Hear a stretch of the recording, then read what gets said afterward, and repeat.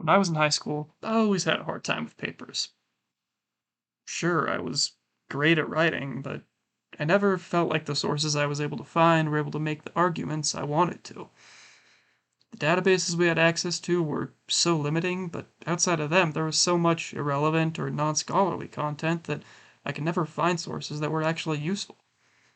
So, here are some tips on how to quickly and efficiently scan sources, see if they're relevant to your topic, and if they're trustworthy or scholarly.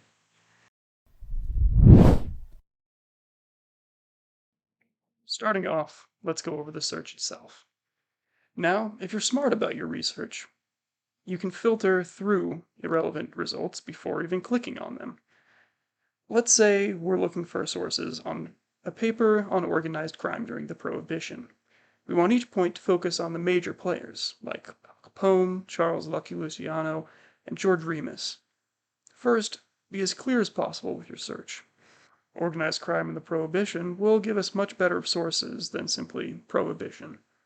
Boolean operators, like the plus or minus sign, followed by the word you wish to add or remove, can help further clarify your search, removing information that's irrelevant from the results, or adding information that you definitely need in all of your results. The first result, however, is not always the best one in Google searches, even with more refined queries. Look at the titles of your results. This top source, entitled Bootleggers, Bathtub Gin, and Speakeasies, looks to be pretty broad analysis, covering all levels of the illegal alcohol trade. It could be useful, and we'll get back to that later. There are also more specific sources, like the FBI and the American Gangster, definitely not helpful to us, but extremely helpful if we wanted to write about law enforcement's reaction to organized crime.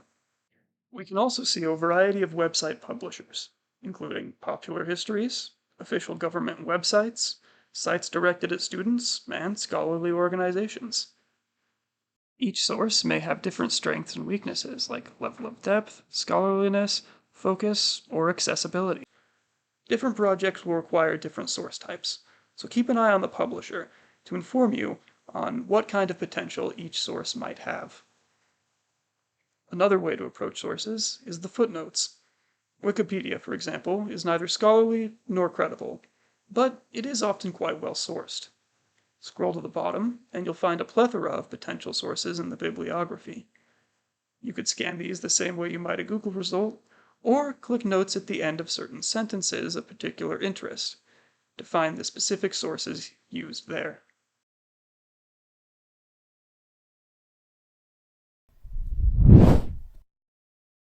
With a potential source ready to go, let's test the waters to see if it will really help our research. Let's look back to that first result I mentioned that we would get back to. By quickly scanning for items our paper will want to address, we can save ourselves the time needed to read the whole paper. Checking the relevance of a source, like this, starts with looking for an abstract or summary. Usually, this is just under the title, at the top of an article. This article, for instance, seems to have a pretty vague summary. It's short, it gives us a lot of background knowledge, but seems like it won't really help us.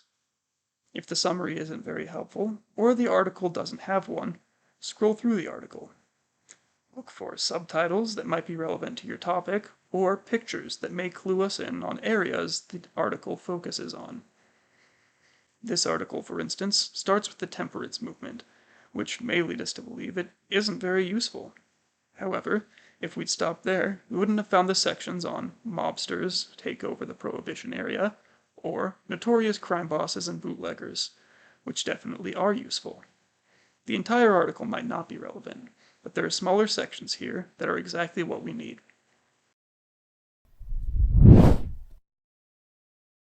Now that we have a potentially promising source, we need to do a little background research on the source to determine if it's going to be credible. Let's look at this Encyclopedia Britannica article for reference.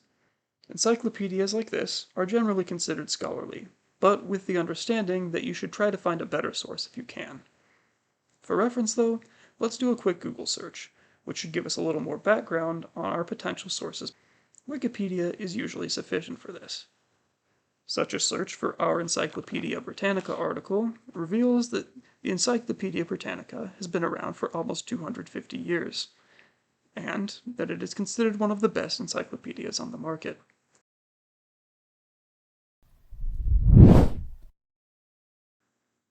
Next, look for the author's name, and do similar research on them.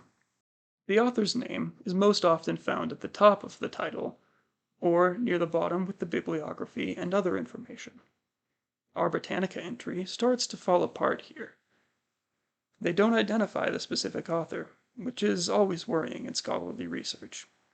Furthermore, they admit that not all of their staff have professional degrees in the area that they write on. No matter how well they know the history, they won't be trained historians. Let's give them the benefit of the doubt, though. At the bottom, we can find the last person to edit the entry. Maybe he is an accredited historian. Doing so, we find that it was last edited by a J.E. Lubering, apparently the vice president editorial at the Britannica. However, it doesn't say anything about what sort of degrees he has. So, let's do a little bit more research on him. If we just search his name into Google, just like the publishers before, we can find out a plethora of information on him. Usually, the best for finding people's degrees is going to be LinkedIn. He has a master's in literature, but no applicable degrees to history. For this reason, we cannot count this as a scholarly source. I hope very much that this video has been of some use to you, and good luck with whatever projects you got going on in the future. You got this.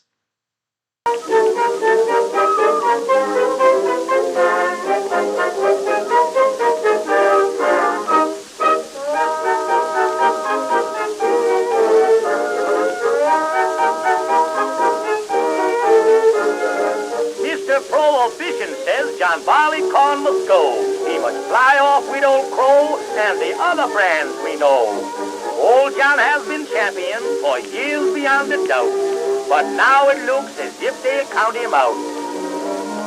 Soon closing sense and we'll be out of date.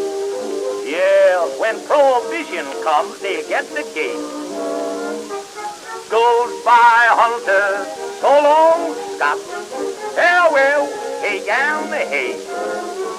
Oh, my darling old frappe, they will soon take you away. At the table d'hôte with Lola, they will serve us Coca-Cola. No more saying, let me buy.